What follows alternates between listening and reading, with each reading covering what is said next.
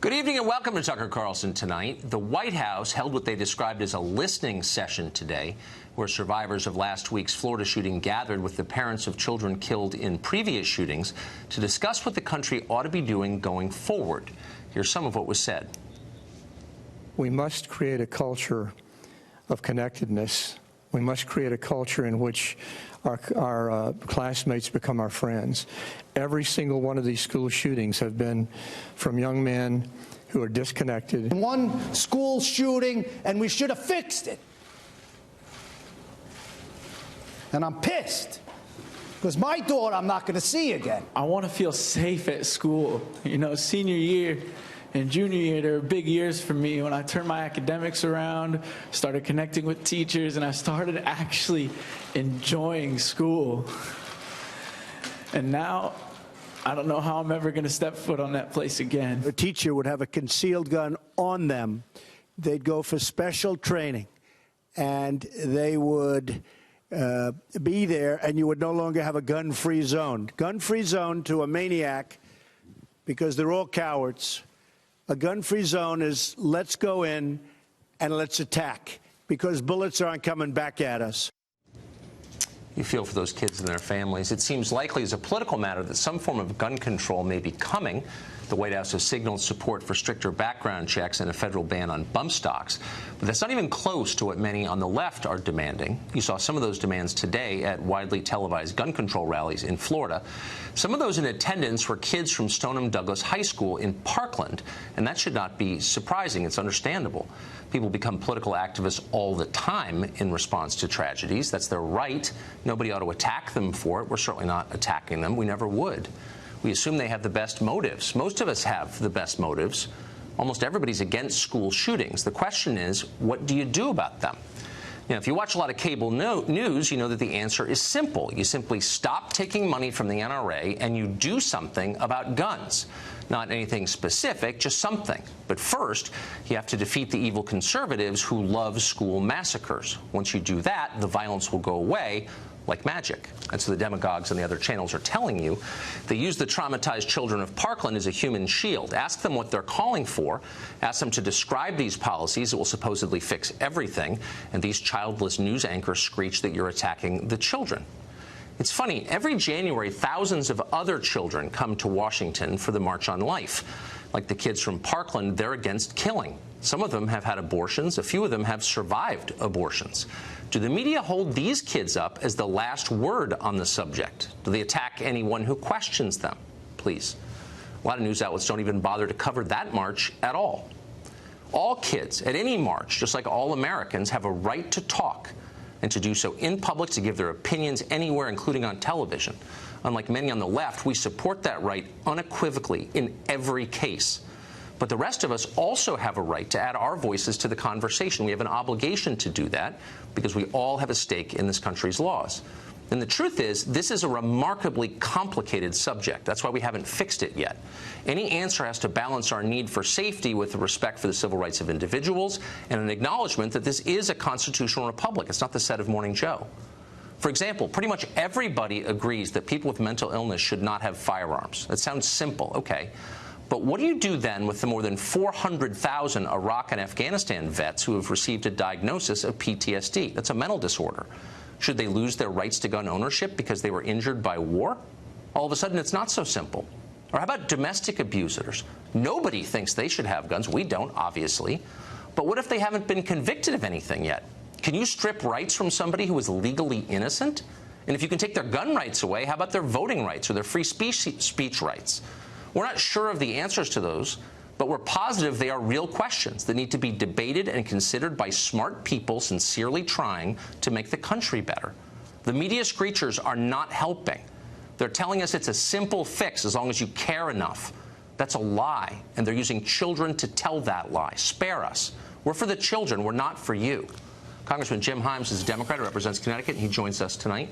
And Congressman, unlike a lot of people, you've been specific about what you want, and I admire that. You were on CNN on Monday, and you said, and I'm quoting now, we want to be no different from Canada or Australia or Great Britain. So in Australia, and you hear this a lot from the left, 650,000 guns were confiscated from citizens. And that's what you're calling for. Who would do that? Who would take those guns in this country? No, that's not what I'm calling for, Tucker. Australia is a pretty good example because after the massacre of 35 of its citizens in Port Arthur in 1996, they implemented a whole series. And I don't usually agree with you, Tucker, but you're right. This is a complicated problem that won't get solved, certainly not by the media on either side, but it will get solved over time, not perfectly, by lots of measures, some of which were tried by Australia. Now, Australia doesn't have a Second Amendment, so they're not the best example, but we do know that if we could get universal background check, no matter where you buy a gun, you get a background check. We do know that if you could find a way, and I admit that it is complicated with rights to make sure that people with temporary restraining orders temporarily give up their weapons, if you could do a whole bunch of those things, there is no question that, like Australia, we could see our gun violence in this country plummet.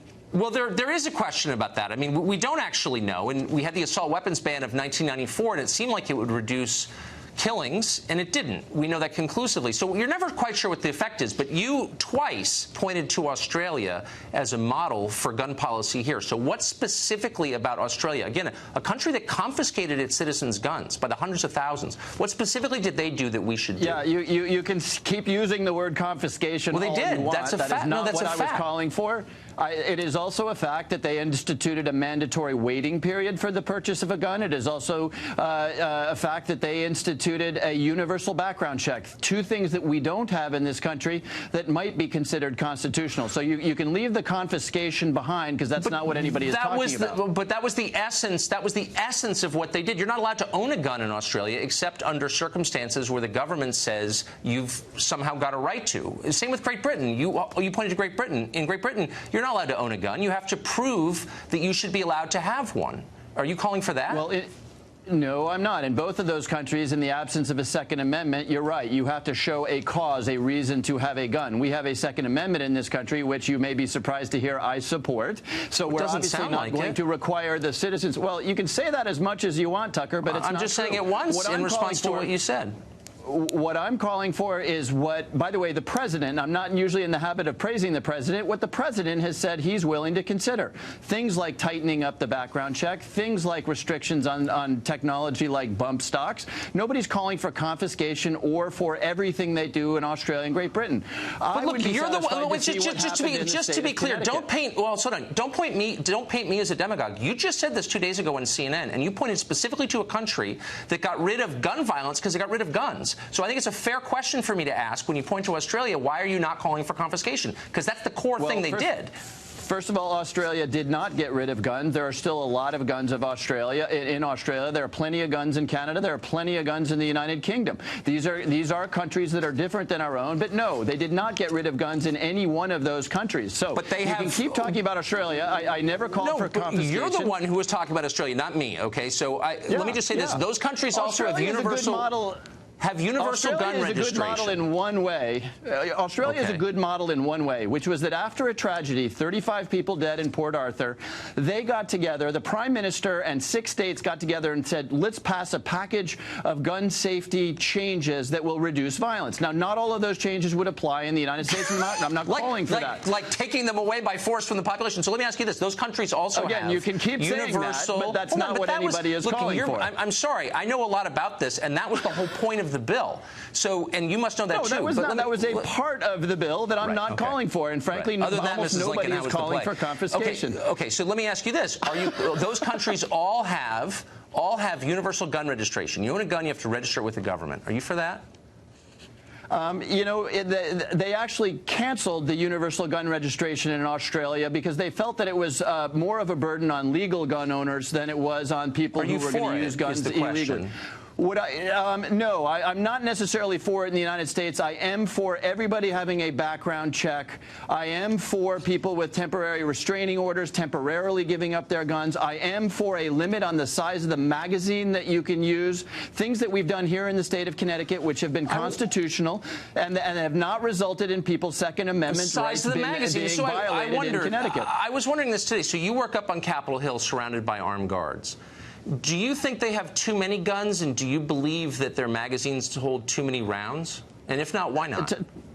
Tucker, nice try. You're not going to get me to say it's a sincere question. They protect you. Officers... You feel safe with a lot of people with high-capacity magazines, but I'm not allowed to have them in my house to protect my family? Because why? Explain it slowly so I can understand. Okay, all right, let's explain that. That's an absurd argument, but let me agree with you that I would be perfectly happy with the general public having the same firearms that the Capitol Police have if the general public were, like Capitol Police, required to undergo a criminal check, required to recertify themselves every single year for the use of those firearms, and personally accountable and professionally accountable for how they're used. So if you're willing to put all of those restrictions on the general public's right to own firearms, which is what the Capitol Police have, which is what Marines no right have, otherwise. Let me just ask you finally one last question. So, because some of us are confused by the details here, you endorsed the most recent iteration of the assault weapons ban. And in that, and I've asked this question of a lot of lawmakers, I'll be interested to see your response. In that, it would ban rifles that have something called a barrel shroud. Those would be illegal. Yeah. What is a barrel shroud, and why would you ban it? So a barrel shroud, as you probably know, because you've talked to your other guests about it, is a covering on the barrel of a gun that allows you to hold that gun when the barrel has overheated because of multiple rounds being fired. That's correct. That's right. Right. Okay. So we agree on that. Now, I'm not all that worked up over barrel shrouds, and I'm not even interested really in going the route of saying that an assault weapon ban will solve our problems. I happen to support a ban on technology that allows you to squeeze off 20 or 30 rounds in a minute or two. Now, I understand that the definition of an assault weapon is tough. But then why did you support the bill that would have banned that and pistol grips and folding stocks and bayonet lugs and all these things that are irrelevant? It makes you seem not serious if you support something like that. You know, lots of states have passed assault weapons ban. I heard you talking about, the desire of the populace earlier. Lots of states have implemented, including my own of Connecticut, assault weapon ban. Now, what I'm going to tell you is that the number of people who die in this country as a result of assault weapons, though they make the headlines, that is a relatively small percentage. I'm aware of that. Nonetheless, I don't want people to have guns that allow them, and most police officers don't want people to have guns that allow them to squeeze off 20 or 30 rounds very rapidly without reloading. Look, you asked about barrel shrouds. I'm not sure that barrel shrouds are the key here. I think I'll let you unpack it all, and I appreciate your willingness to come on and explain your views on this. Thank you very much. Okay, thank you, Tucker.